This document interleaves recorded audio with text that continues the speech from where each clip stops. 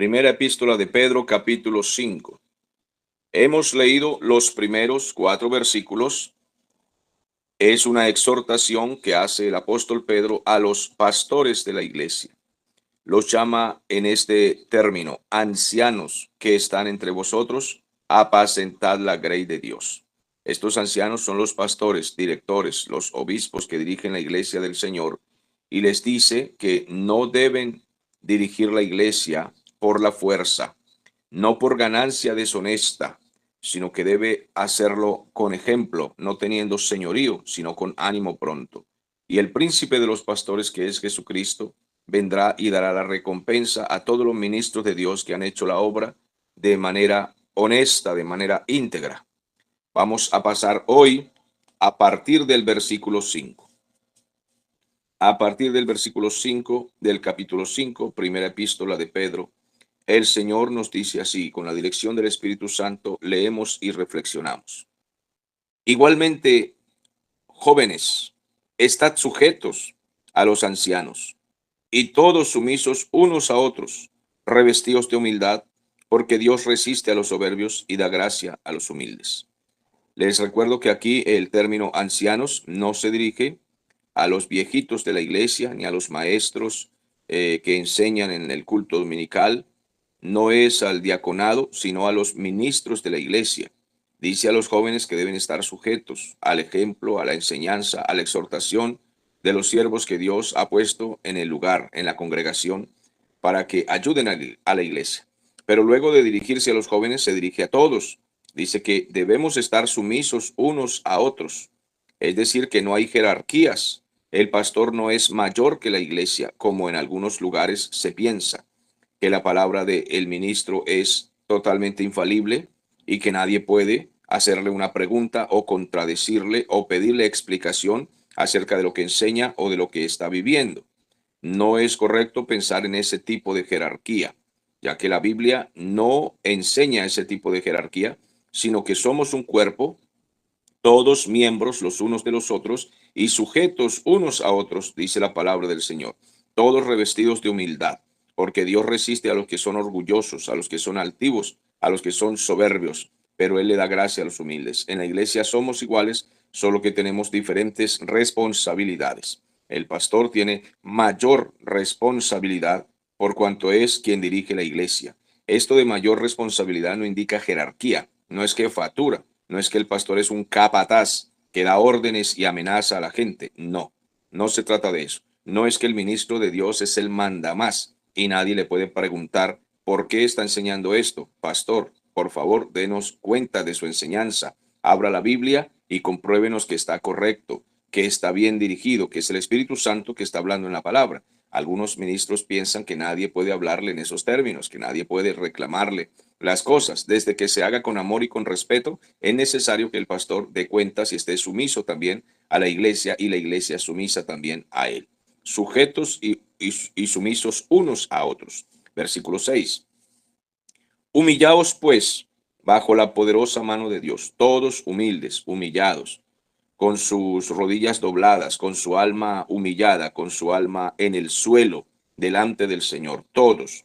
¿Para qué? Para que el Señor mismo, para que sea Él, para que sea Dios mismo, quien nos exalte cuando fuere tiempo.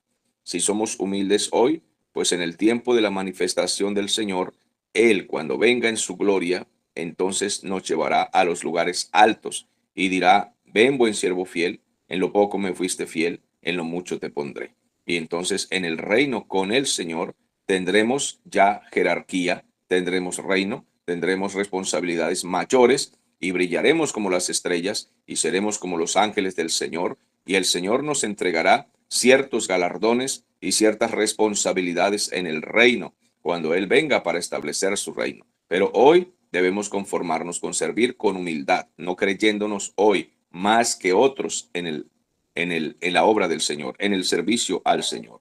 Humillaos pues bajo la poderosa mano de Dios, para que Él os exalte cuando sea el tiempo, echando toda vuestra ansiedad sobre Él, porque Él tiene cuidado de vosotros. Es necesario que podamos confiar en el Señor. Dice que echando toda vuestra ansiedad. El Señor sabe que como humanos tenemos la tendencia a sufrir, a enfermarnos de ansiedad. La ansiedad produce depresión y la depresión produce ansiedad. Y esto viene por causa de pecados. Puede ser el pecado de la desconfianza, es uno de los pecados. Desconfiar del Señor produce ansiedad. Desconfiar del Señor produce finalmente esa depresión. Desconfiamos porque tenemos deudas o circunstancias que solucionar en la vida, problemas familiares o a veces con los hijos, entre parientes, en fin, hay distintas circunstancias, deudas que pagar, y entonces viene una ansiedad, como una desconfianza de que el Señor no va a obrar al respecto a favor de nosotros, y comienza un afán y un vacío en la boca del estómago, una carga en la espalda, en el cuello, en la nuca, migraña, todo esto a causa de la ansiedad, y finalmente la gente se deprime. Hay quienes dejan de comer, otros comen con exageración, les agarra la ansiedad de comer algo por causa de ese nerviosismo, y todo esto es precisamente porque no se echa la ansiedad a los pies del Señor. Debemos echar todas nuestras ansiedades, cualquiera sea la preocupación, cualquiera sean los asuntos que están sin resolver y que pensamos que el Señor no los puede resolver. Eso es pecado, eso es desconfianza. Hay que poner todo a los pies del Señor. Incluso cuando alguno haya fallado en alguna situación delante del Señor, no tiene otro recurso sino humillarse ante Dios pidiendo perdón y tirando su vida a los pies del Señor, y que el Señor solucione, que el Señor perdone, que el Señor limpie, que el Señor restaure, que el Señor provea, que el Señor abra puertas. Nosotros somos diligentes en lo terrenal, en lo que nosotros podemos, pero en lo que es imposible para nosotros debemos dejar las cosas a los pies del Señor, echando toda ansiedad sobre Él, ya que Él siempre nos cuida, Él siempre nos cubre, siempre proveerá, siempre habrá un recurso, Él abrirá alguna puerta, Él dará alguna salida para la situación. Hay que dejar que sea el Señor quien se encargue. Sed sobrios, versículo 8, y velad, porque vuestro adversario el diablo, como león rugiente, anda alrededor buscando a quien devorar. Sed sobrios es el sinónimo, ser sereno, ser prudente, ser cuidadoso, es el sinónimo. Es todo lo contrario, es el antónimo a ser tonto, ser necio, ser descuidado. Ser sobrio es estar con los dos pies en la tierra, con la mente en Cristo, con la mente en la palabra del Señor. Ser sobrio es tener cuidado de todas las cosas que debemos tener cuidado. El padre de familia, responsable. El esposo, cuidadoso, prudente, gobernador de la casa, con amor, con disciplina. Ser sobrio es cumplir sus responsabilidades. Ser sobrio es estar claro de lo que tenemos que hacer en el camino del Señor. Ser el hombre sobrio es líder en la casa, es cabeza. La mujer sobria, ella es sujeta, ella es obediente al Señor, es fiel, es prudente al responder a su esposo. Sed sobrios y velad, es estar despiertos. Velar es vigilia, es estar despiertos en el alma, en la conciencia, en la vida espiritual. Hay que estar velando, hay que estar atentos. ¿Por qué? Porque el enemigo, el diablo, está siempre atento a nuestras acciones. Él ve cuando dormimos, cuando nos descuidamos. Él ve cuando no velamos. Él ve cuando estamos jugando con las cosas del Señor, cuando estamos coqueteando con el mal, con el pecado. Él observa nuestras acciones. Él observa nuestros movimientos para ver dónde nos podemos resbalar. Entonces, sed sobrios, sed entendidos, sed inteligentes y estar despiertos, atentos a ver qué es lo que el enemigo quiere hacer, porque el adversario, el diablo, él anda alrededor, él está alrededor, él está como un león rugiente que ve quién está debilitado, cuál es la oveja débil, cuál es la oveja principiante o cuál es la oveja terca, porque hay gente que no es principiante, tiene años en el evangelio, pero son tercos, son testarudos, no hacen caso al Señor y se descuidan, se descarrilan, se apartan de la manada, son solitarios, meditabundos, dormilones en lo espiritual, comilones, les gusta es estar comiendo, bebiendo, escuchando a veces cosas mundanas, y el diablo ve, él está observando, y aquellos que andan en esas condiciones, él los devora. Cuando el ganado va en manada y una de sus crías se queda solitaria, el enemigo la observa. Cuando está débil, cuando esa cría está cansada, cuando hay un toro, un búfalo que está agotado, que ya no puede andar con la manada allá en los desiertos y se queda rezagado, los leones observan. Y al que está rezagado, al que está herido, cansado, envejecido, entonces atacan a ese. Y a ese es el que primero comen, lo devoran, porque está lejos de la manada, solitario, cansado. Es necesario entonces que estemos siempre juntos en el Señor, unidos, fortalecidos los hermanos unos a otros, luchando unos por otros y sobre todo muy pegaditos del Señor, como él dijo, yo soy la vid verdadera, vosotros los pámpanos y separados de mí, nada podéis hacer. Cada día muy pegaditos del Señor y de la palabra, porque el enemigo anda rondando y al que ve coqueteando con la carne, al que ve coqueteando con alguna cosa injusta, impura, el enemigo no lo va a perdonar, lo va a destrozar, lo va a destruir, le va a destruir su vida, su familia, su hogar, su ministerio, su llamado, su trabajo, su empleo, lo que sea, lo va a destruir. Él quiere destruir absolutamente todo, arrasarnos hasta que estemos bien descarriados y ojalá muertos y perdidos. Así de que todos sed sobrios y velad, porque vuestro adversario el diablo anda como león rugiente buscando a quien devorar. Al diablo, dice el versículo 9, tenemos que resistirlos firmes en la fe. Y esto de resistir es pararse en la roca que es Cristo. Resistir es pararse en la palabra, firmes allí, no salirnos de allí porque dice firmes en la fe. Y la fe tiene que ver con todo el conocimiento de lo que es espiritual. La fe es mantenernos en la verdad, en la doctrina, en la santidad, en la pureza, en lo bueno, en lo honesto, en lo santo, en esto pensad. Firmes en eso, en la fe, en el conocimiento bíblico. No se desvíen detrás de las herejías, de las mentiras, de las supersticiones.